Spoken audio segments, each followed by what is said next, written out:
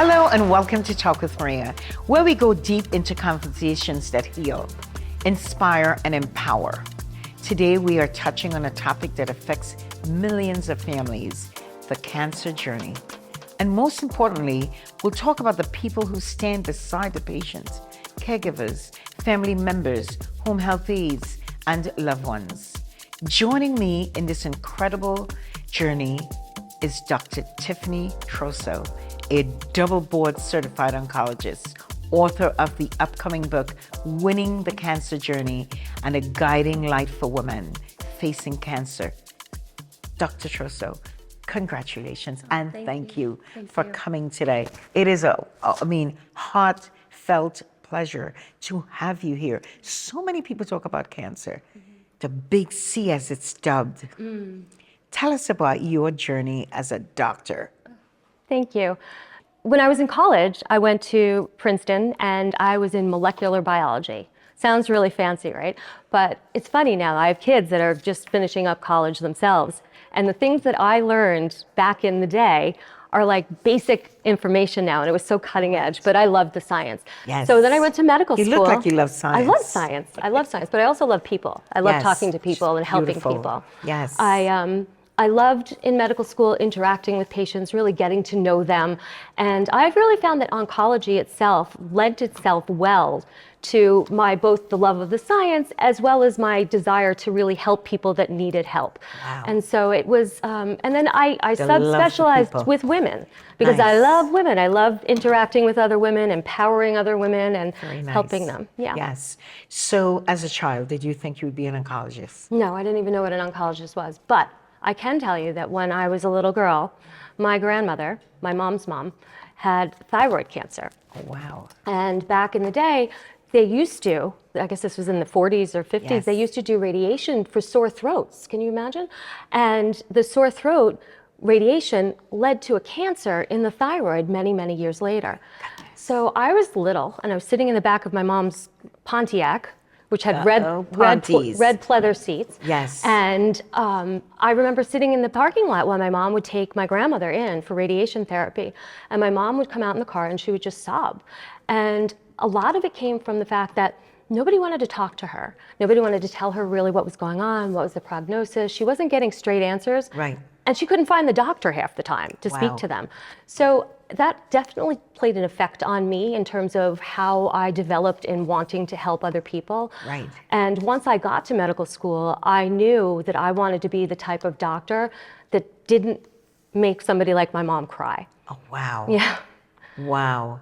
Yeah. So much different, because a lot of times in our understanding to figure where we're going with a diagnosis, you want to talk to someone that has specialized in that format. Yep. And sometimes doctors are either too busy, Yep. they're not giving you the right time Yep. or the right understanding. And of course, they've got so many other patients to take care of. But having a doctor that sits with you, tell me about, so I love to hear about your Princeton journey. So you're in Princeton, you're thinking about all these sciences. How do you play? I mean, the stethoscope must be, the telescope must be your best friend. Yeah, well, I mean, yes and no. Believe it or not, the way that science is going these days, that so much of what we do as physicians, we still use our stethoscope. I listen to patients' hearts and lungs and bellies if I need to.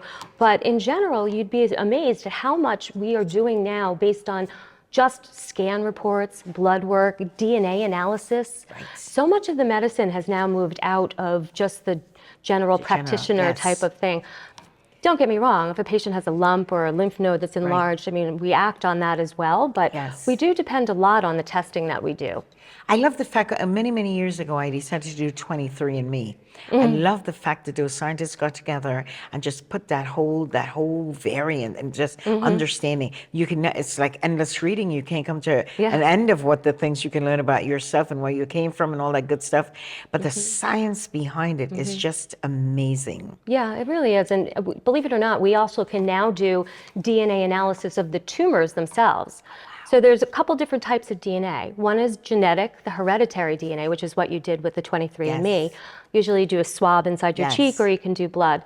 And then the other thing that we do now is we take a piece of the tumor which they're stored in the pathology department in the hospital. We take a piece of that tumor, they grind it down to the DNA, and they run the same type of analysis. You're kidding. And they can actually now map out of 400, 500, 600 different genes that we know cause cancer, we can get a readout of what genes are abnormal and which are not. You must be kidding me. Brave new world. It's Brave changing new world. I love medicine. it. Oh my God, Changing and you medicine. sound like you're keeping right up with the whole medicine. Of course. So a lot of people think, oh, I'm an oncologist. Tell me what makes up an oncologist. I think what I'd like to tell you about is what being an oncologist means to me. Okay, I love that. Yeah, I mean, I think that being an oncologist means somebody that is helping a patient in one of the most vulnerable times of their lives with a potentially life-threatening disease and all of the other things that come with it. And so I often will talk about how patients need to make sure that they take care of themselves. The other side of caregiving are the people that are helping to take care of the patient themselves, Yes, right? So those caregivers definitely. also have their own set of needs and require support as well. Yes, definitely. So I often tell my patients, especially the women that I can tell are so obsessed with, my son, my mom's sick, and I have to, my husband, this, I've sat down with patients and taken my prescription pad and written on it for them. You come first. Now, I'll sign it, I'll give it to the patient, I'll say, This is your prescription. this is what you need to do right now, because if we don't get you better, Right. there's no caregiving for anybody else. Right. Now you've graduated Princeton. What did you do after that? So after I graduated from Princeton, I took a year off because I wasn't sure I was going to medical school at that point. I actually lived in the city, and I worked at Cornell Medical School. I worked in a laboratory, and I did research, and I published a couple papers, and I applied to medical school. Wow. But it was cool. That 1 year, I didn't have any homework to do. Oh my other goodness, than I taking can imagine. Right? Homework free. Homework free. Yes. I got to go to the You must gym. have partied like a rock star. Oh, well, my kids might be watching this. So no, I was She had studying fun. all the time. She studied. So it was a wonderful, very fun year, and then off to medical school I go. But what's funny, the day before I graduated from medical school, guess what I did? I got married. You got married. Tell me to another doctor. I did. I met him during medical rotation. Wow. He was my resident. Oh, sweet. Has a little Grey's Anatomy to it. That's all right. All right. Listen. That was wonderful. We're going to hear all about a wonderful doctor and who she got married to. We have to take a quick break. When we return, we will hear more from Dr. Tiffany Trosso.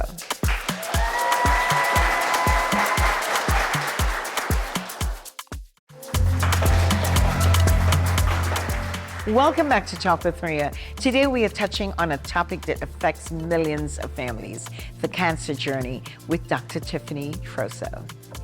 Dr. Tiffany, if I looked at you and I did not know what you did, I would say you'd be a doctor. Really? Yes. Oh, that's Yes. pretty funny though, because a lot of times, I guess I've aged now, but a lot of times I would walk into the still room beautiful. and the patients would say, "Is the doctor coming in soon?" I'm like, "I'm here."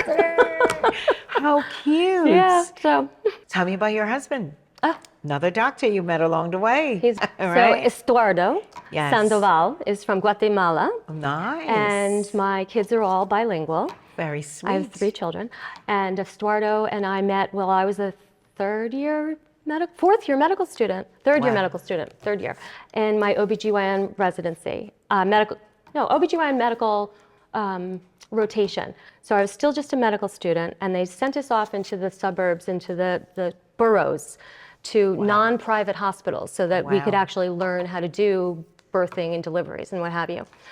So I march into this room, fancy little white coat from Cornell University Medical College, thinking I'm all that. And some nurse, I'm asking her a question. She's like, "Get out of my way," and blah, blah, blah, and I'm not saying this. I was probably in the way. I was a precocious, little white Yes. girl walking in, thinking I know everything with this Yes. beautiful little white coat on, right? From And Cornell, no less. Right, and she's like, "Bap, bap, bap." I was like, "Oh." So, into the bathroom or to the back restroom I go, and I'm crying. And he comes in and he goes, I'll take care of you. Stay with me. I'm Oh, like, wow. oh, Prince Charming. Then we went on a date a couple Right. months later. And then, How yeah. cute. Isn't that cute? And you're still married, And we're 3 still children, thank married. God. Yep. Yes. And what kind of doctor is he? He's an OBGYN. Nice. Yep. I often wonder how a man decides to be, I'll be an OBGYN. But that's cute. You must have a lot of stories to exchange, pillow talk. Yeah, I guess. Actually, one of the funniest stories I can tell you about is we belong to a club at the beach, and my husband would always have his, journals, his, OBGYN journals or something, and he would come in and, read it and just throw it down on the paper, right? Yeah. And my mother would march in, and there's some picture, some graphic of somebody's, what. Right. And my mother was like, "What are you reading?" I'm Right. like, "Well, he's a gynecologist, Mom." Yes. He's a gynecologist. So anyway, yes. we had him stop bringing his journals to public Right, places yes, anymore because right. it didn't really go over well with others. God, I can imagine, especially in a club on the beach. Funny. Wow. How do people get cancer? That's $1 million question. Yes, it is. $1 million question. So, basically everything that happens in your body is going to be a combination of genetics and interaction with the environment.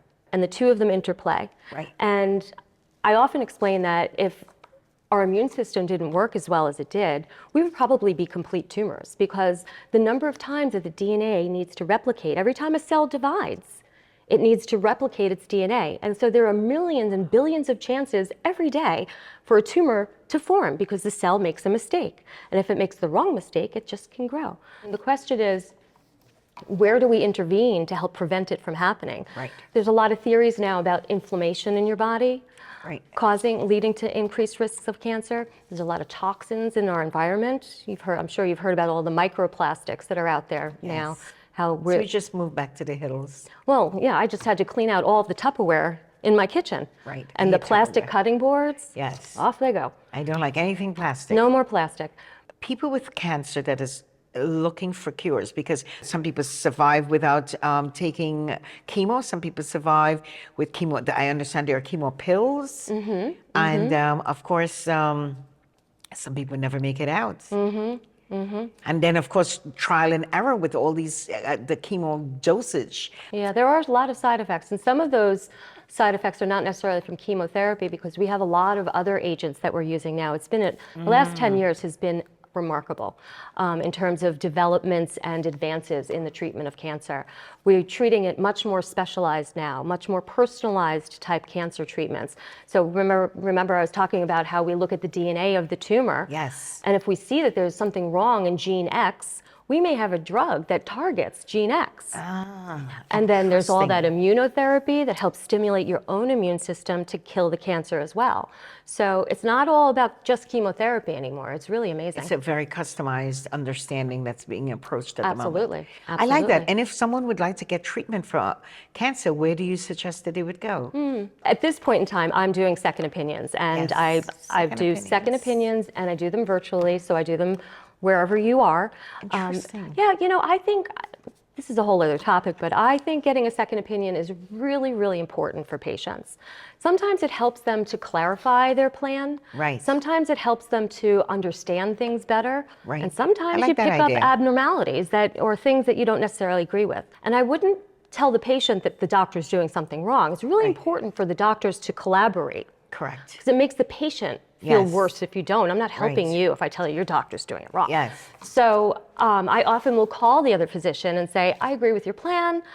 In my practice, I've done X, Y, Z. Sometimes I find it works a little bit better if you try this. And you have a cordial, collaborative conversation. Yes. Which, of course, is all in the Right. health of the patient. Of course. One can call you directly. Yes. Wow. winningthecancerjourney.com. We have to take a quick break. When we return, we'll hear more from Dr. Tiffany Troso.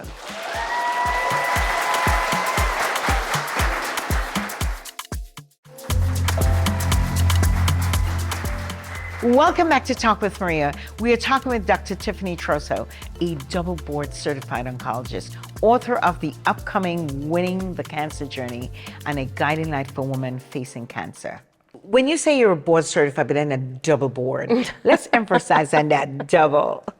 So to become a doctor, Yes. you do medical school, obviously. Right. And you graduate with an MD. And but a then, husband. And, well, sometimes with a husband. And then you go and you do your residency. And that's Right. usually in something primary care, internal medicine, surgery, OBGYN. And then as you finish that, you have to take your board certification. So I'm board certified in internal medicine, which Wow. is regular Yes. medicine, right? Everybody, adult people medicine. And then you do a fellowship. So a fellowship is, I did in medical oncology. And so then you have to take the board exam in that. And Wow. then every couple of years, you have to take a big exam to make sure that you're still up to date on everything. Wow. Yeah. And that certifies you to be a good oncologist. Well, it certifies you on paper to be a good oncologist. Right. I think being a good oncologist also has a lot to do with your heart, your soul, your passion, and your ability to relate to people. Rightfully so. In your career, how many patients have you cared for? Oh my gosh. Well, I was at Memorial Sloan Kettering for 25 years. Stop it. You look like 25. Yeah, thank you.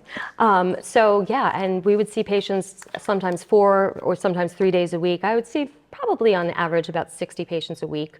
So multiply that times 25 years. 25 years. So thousands and Wow. thousands. And I subspecialize in breast and gynecological cancers. So What's the difference in trying to treat one tumor against the other?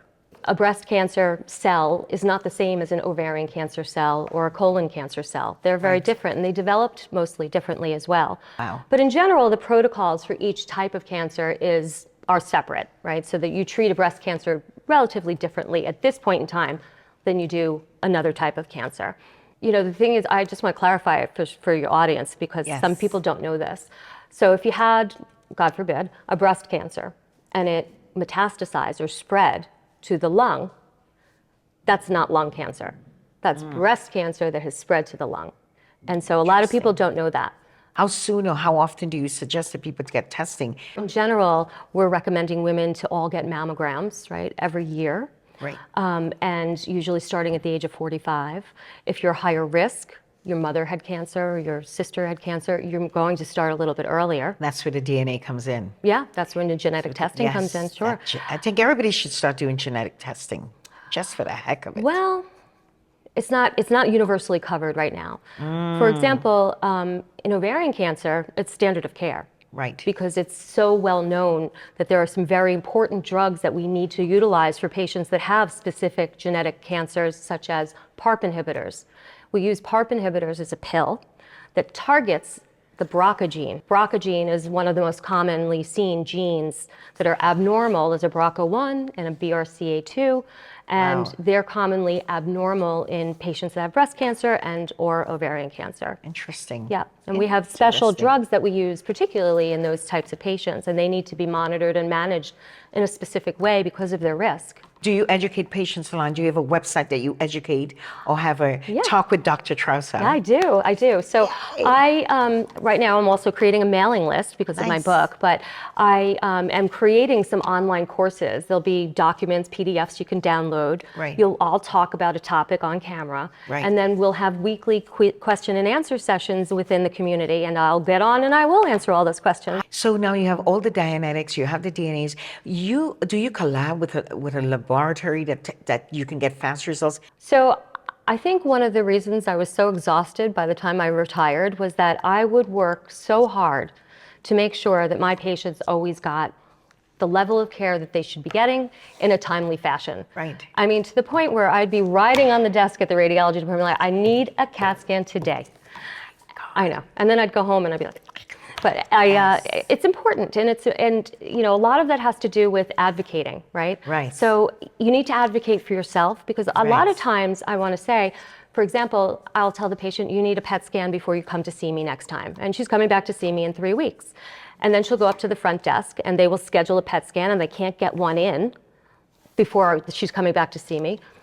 So they just schedule it when they can get it for her, and then the patient comes back 3 weeks later to review the PET scan, and I don't have the PET scan. A lot of times the doctors have no idea about what's going on out there with the scheduling. Right. So unless you bring it to our attention, you know, for example, call my office, ask my nurse, ask my secretary, I couldn't get this PET scan, what else can I do? Right. What's your next move? I'm anxious to hear. So I retired from clinical medicine at the hospital. Well, retired. Oh my God. And I have started my own company. Yes. And right now it's called Winning the Cancer Journey. my major statement that I want to get out there is that you come first. I agree. You come first. I want every patient to know how to advocate for themselves. And that, in order to do that, you need education so that you understand what the doctor's talking about. You know the terminologies. And then you need to learn how to communicate and help to deal with your community. Right. This is your family, your friends, your healthcare team. Yes. A lot of times patients don't ask for anything, or they're afraid to be a burden on anybody. Well, they say I have cancer. You don't have anything unless you claim it. We have to take a quick break. When we return, we'll talk to Dr. Tiffany Toso about her book and how you can avoid certain things and an understanding, a better knowledge of cancer.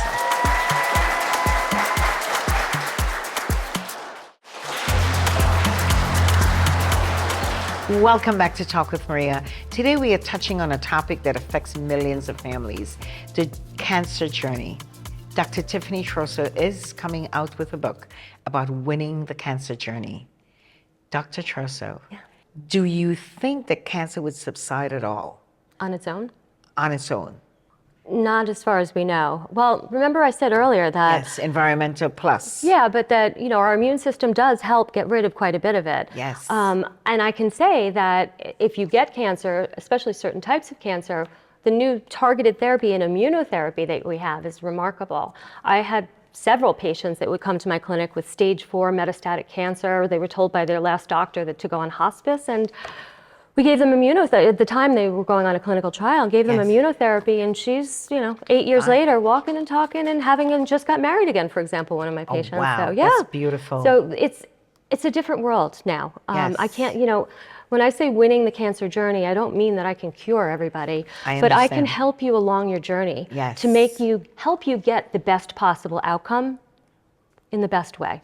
What would you say to people that they should be aware of? Well, the thing is that most cancers, if you're starting to have systemic symptoms from it, it's probably already fairly advanced. I see. So, I always talk about women should be just checking their breasts, making sure that they're doing the routine breast screening. has always been the first topic the of most subject. Common cancer with women. Really? And lung cancer, yes. So don't smoke. Right. Don't vape. Take care of yourself. Heard?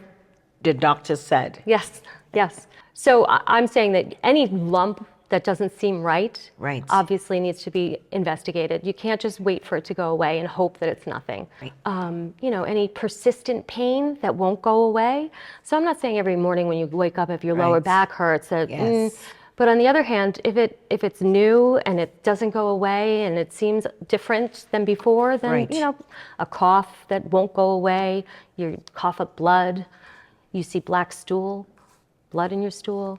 Unfortunately, I could list enough. I could list enough symptoms that I would probably make everybody's hair stand up. So I don't know that that's the best thing. I think the most important thing to say is that just know yourself and know your body. Right. And when something seems different, and is persistent. Yeah. I love the fact that you decided to do second opinions. Were you bored of first opinions? No, not at all. I found that.